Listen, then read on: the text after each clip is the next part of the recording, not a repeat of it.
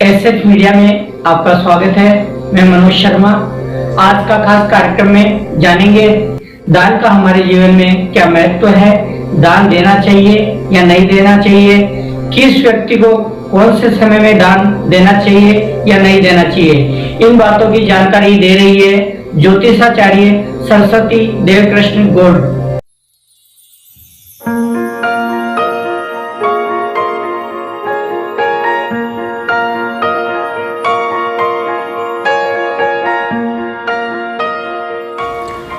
दान का हमारे जीवन में क्या महत्व है? दान करना चाहिए, ना करना चाहिए? क्या प्रत्येक दान प्रत्येक व्यक्ति कर सकता है अथवा नहीं? इन सारे विषयों पर आज संक्षिप्त में मैं कुछ अपना ज्ञान, एक 20-25 साल का अनुभव, वेदों से उनकी रिसर्च, इन सारी चीज़ों पर मैं आज प्रकाश डालना चाहूँगी। हमारी जन्म कुंडली का निर्माण हमारे जन्म के साथ नहीं होता है।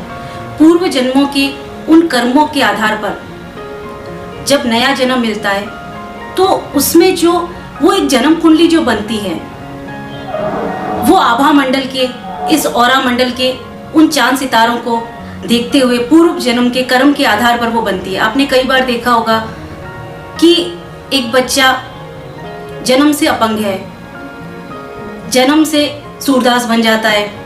ये क्या कारण है? उसकी तो जन्म कुंडली का अभी तक निर्माण भी नहीं हुआ था। ये सारी चीजें पूर्व जन्म के ऊपर आधारित है। तो ऐसे ही पूर्व जन्म के कर्म के आधार पर हमने क्या अच्छा किया, क्या बुरा किया, उन सारी चीजों को ध्यान रखते हुए जब जन्म कुंडली का निर्माण होता है तो वो ग्रह जो है वो हमें बताते हैं कि हमें क्या दान करना है और क्या दान नहीं करना है।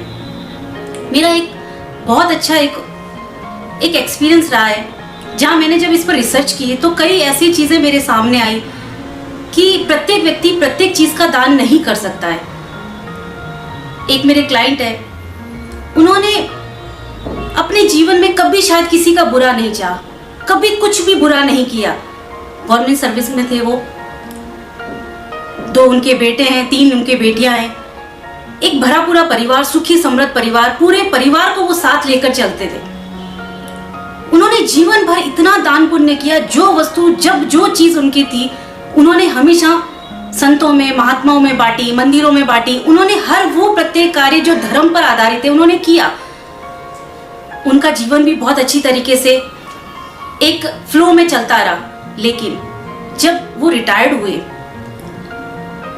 तो उसके बाद से अचानक से एक ऐसा लगा जैसे एक आपदा के बाद दूसरी आपदा, दूसरी आपदा के बाद तीसरी आपदा आनी शुरू हो।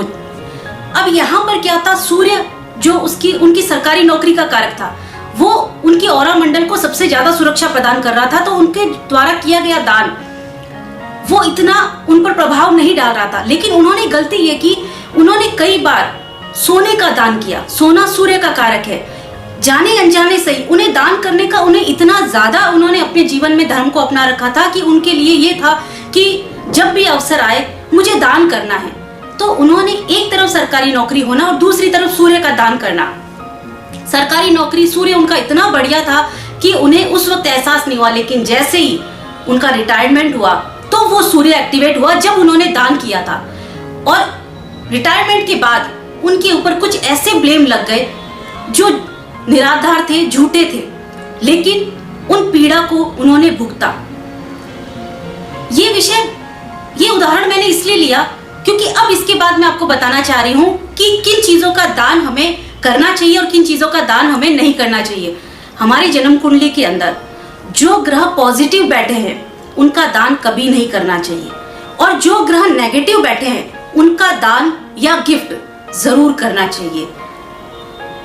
कई लोग ये भी प्रश्न करेंगे कि दान तो भावनाओं से किया जाता है, क्या फर्क पड़ता है, जनहितार्थ किया जाता है, एक असहाय की एक मदद होती है, उसे करना अच्छा होता है, एक पुण्य का कार्य माना जाता है। मैं मानती हूँ, लेकिन मुझे सिर्फ एक सवाल का एक उत्तर आपके मन में मैं एक जागृत करती हूँ। किसी को ब्लड कैंसर है या डायबिटीज है, क्या वो ब्लड का दान कर सकता है? ब्लड का दान तो कहते हैं महादान होता है, नहीं कर सकता क्योंकि साइंटिफिक रूप से वो अनफिट है।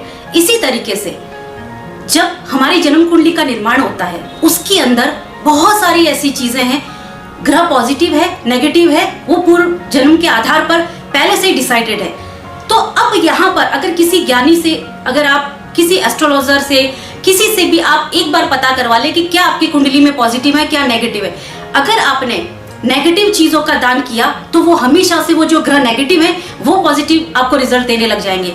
लेकिन यदि जो ग्रह आपकी कुंडली में बहुत पॉजिटिव है, जो आपके जीवन का आधार है, जो आपको उन्नति के कारक है, अगर उन ग्रहों का यदि आपने दान किया तो जब विपरीत दशा आएगी तो निश्चित रूप से वो चीजें आपके लिए बहुत नेगेटिव जाने वाली होगी। अब आप कुंडली लेकर घूमोगे और एस्ट्रोलॉजरों को कहोगे कि ये मेरे साथ क्यों हो रहा है, वो भी आश्चर्यचकित होगा कि ये तो बहुत बढ़िया ग्रह बैठा है। चंद्र बृहस्पति का योग होता है, गज केसरी योग कहलाता है। अब इधर आपने पानी का दान शुरू कर दिया, इधर आपने पीली वस्तुओं का दान शुरू कर दिया, गज केसरी योग बहुत बढ़िया बैठा है आपका, रिजल्ट इतना नहीं देगा जितना देना चाहिए उसे। क्यों? क्योंकि वो ग्रह आपके लिए बहुत पॉजिटिव बैठा था, उस पर कोई अशुभ ग्रहों की दृष्टि भी नहीं थी और गज केसरी योग भरपूर बैठा है आपकी कुंडली में। ऐसी स्थिति में यदि आपने चंद्र से संबंधित कोई भी चीजों का दान शुरू कर दिया या बृहस्पति से संबंधित चीजों का दान शुरू कर दिया तो डेफिनेटली जो प्रभाव गज केसरी योग को देना चाहिए वो नहीं दे पाएंगे। इसी में जो सूर्य के कारक है उन चीजों को अगर पॉजिटिव है तो नहीं देना चाहिए, और अगर नेगेटिव बैठा है अगर सूर्य आपकी कुंडली में तो डेफिनेटली आप सूर्य को जल चढ़ाइए, उन चीजों को दान कीजिए जो सूर्य से संबंधित है। गेहूं का दान कीजिए, आप बहुत सारी ऐसी चीजें हैं जिनका आप, जो सूर्य के कारक है उनका आप दान कर सकते हो। कुंडली में और भी बहुत सारी ऐसी चीजें हैं, उन चीजों को अगर हम किसी ज्ञानी से जानकर अगर हम उसके ऊपर चले तो हमारा जीवन सफल और सुखद हो सकता है। एक प्रश्न ये भी कई बार मन में कौंता है कि हमारे आसपास ऐसे तमाम लोग हैं जिन्होंने जीवन में कभी भी कोई अच्छा कार्य नहीं किया लेकिन वो टॉप पर हैं, समृद्धि पर हैं, बहुत ऊंचाइयों को छू रहे हैं, जबकि अगर उनकी आदतों को देखा जाए, उनके जीवन के एक रूटीन को देखा जाए तो शायद कई गलत भी कार्य करते होंगे। बहुत सारे ऐसे कार्य जो धर्म के विपरीत होते हैं, जो अनाचार में कहलाते हैं, उनका आचार व्यवहार भी अच्छा नहीं होगा, लेकिन उसके बावजूद भी उनके ऊपर लक्ष्मी मेहरबान रहती है, उनके साथ कोई प्रॉब्लम्स नहीं होती है। उसका कारण भी कहीं ना कहीं ये दान ही रहा है, क्योंकि जाने अनजाने जो ग्रह उनके पॉजिटिव बैठे थे, क्योंकि वो दान ना कर रहे थे, इस कारण से वो ग्रह नेगेटिव हुए ही नहीं। हाँ, कुंडली पूर्व जन्म के ऊपर आधारित थी तो इस जन्म में वो जो बुरे कर्म कर रहे थे तो उनका रिजल्ट अभी नहीं मिल रहा है। डेफिनेटली उनका रिजल्ट तो मिलेगा उन्हें, जब ग्रह नेगेटिव जाएंगे तब रिजल्ट आएगा, लेकिन उन्होंने चूंकि गलत चीज का दान नहीं किया जो पॉजिटिव ग्रह थे, इस कारण से उन्हें उतना ज्यादा नेगेटिविटी नहीं झेलनी पड़ी। अगर उसमें अपने पॉजिटिव ग्रहों का दान शुरू कर देते तो कहीं ना कहीं उनको भी अपनी उन ऊंचाइयों से अपनी उन नीचाई तक पहुंचना पड़ता, शिथिलता को उनको भी झेलना पड़ता।